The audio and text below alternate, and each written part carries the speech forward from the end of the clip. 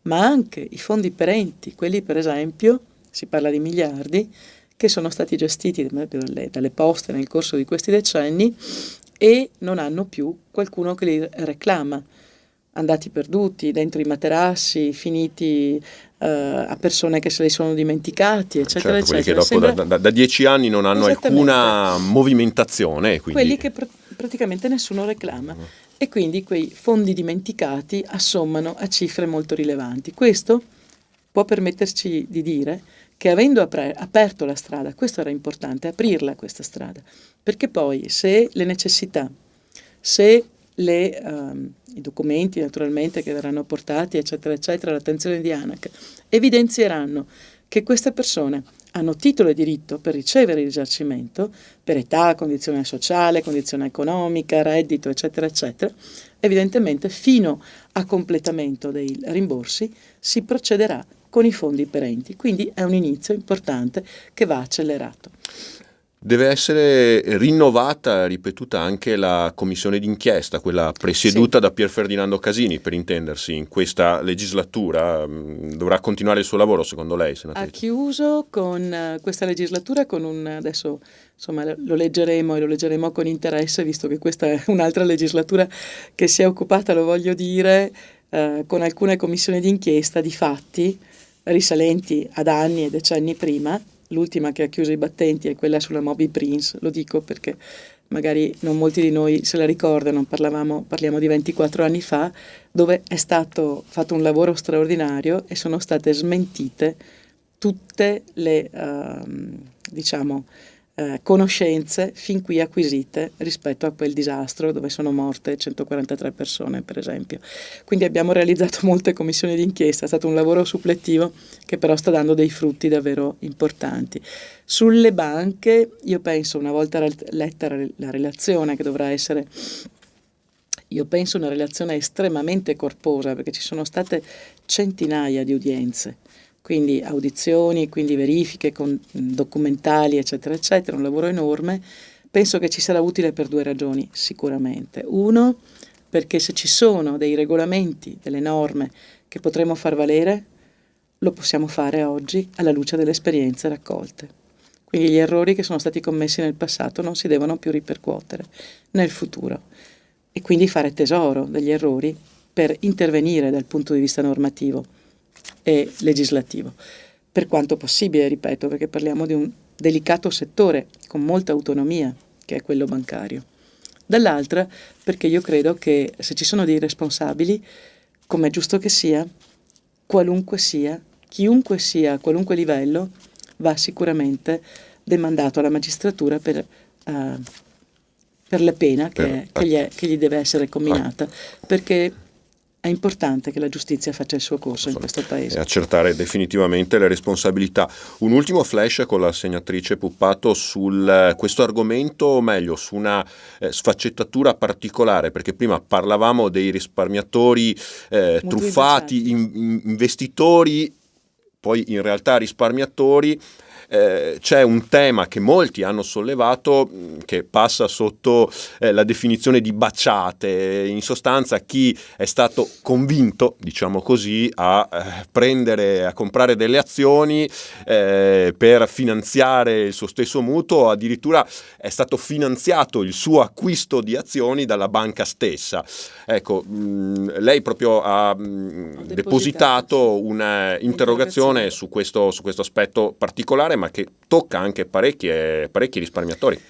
Il fatto di essermi occupata di questa situazione, di essere sempre intervenuta nelle assemblee delle banche anche quando non ci andava nessuno, di aver voluto affrontare a viso aperto questo tema e di aver potuto e voluto fare quello che era possibile, credo anche come parlamentare. Ecco, da questo punto di vista non posso dire nulla, diciamo, perché credo di non aver mancato nelle mie responsabilità e nella possibilità di sanare quello che era possibile. Ovviamente oggi vengo coinvolta da molti cittadini anche relativamente a casi specifici. E mi sono resa conto che proprio in questi giorni sta capitando un fatto rilevante che mi ha obbligato, per così dire, moralmente, anche se il Parlamento oggi è di fatto sospeso, a presentare un'interrogazione, l'unica possibile come forma ispettiva che c'è concessa come parlamentari è l'interrogazione a forma scritta, perché non prevede l'aula e non prevede la commissione. Però sono obbligati, Padoan sarà obbligato a rispondermi, e cioè evidenzio al Ministero che si stanno verificando delle situazioni in cui persone che magari, appunto, appartenendo a quelle categorie che abbiamo detto prima, avevano fraudolentemente fatto acquistare azioni Veneto Banca, convinti di poterle poi rivendere senza problemi dalla sera alla mattina. Sappiamo com'è andata, sappiamo che a un certo punto non erano più governabili, più gestibili, e quindi dal 2014 non si potevano, anzi dal 2013 non si potevano di fatto più vendere. Ebbene, questi signori però magari li avevano investiti perché dovevano ampliare la casa, costruire la casa al figlio, fare le loro cose giustamente, e quindi nel momento in cui sono andate per vendere si sono resi conto che non si potevano vendere e hanno accettato l'offerta della banca di poter avere, chi 50, chi 100, chi di più, migliaia di euro in cambio di un interesse risibile, quasi nullo, lo 0,50, lo 0,80, l'1%. Che cosa però è capitato? È capitato che a quel punto loro hanno detto, vabbè, pazienza, insomma, la banca ci dà questi soldi quasi gratis, facciamo quasi che siano i nostri e fine, no? Non paghiamo l'interesse, stop. O ne paghiamo molto poco. Il problema è che quando è fallita questa banca, è subentrata Banca Intesa, ovviamente Banca Intesa non regala niente a nessuno perché sennò farebbe la stessa fine, e ora sta presentando il conto. Sta presentando il conto, abbiamo richieste del 14-20% di interesse. Perché? Perché queste non sono mutui, non sono affidamenti, cioè non sono, diciamo, prestiti garantiti o comunque con tutele anche per la banca che gli permetta di scendere con i tassi di interesse. Quindi questi signori sono, direbbero da ste parti, becchi e bastonai. Quindi io ho chiesto che si acceleri con questa interrogazione, che si acceleri al massimo livello e si dia priorità assoluta a questi mutui baciati, a queste persone che hanno subito questa doppia truffa. La truffa di perdere tutto e la truffa di dover ricevere un affidamento che era privo delle connotazioni, diciamo, di vincolanti e di garanzia che normalmente prevedono tassi più bassi, per cui che almeno possano tornare a capo dei loro soldi, insomma.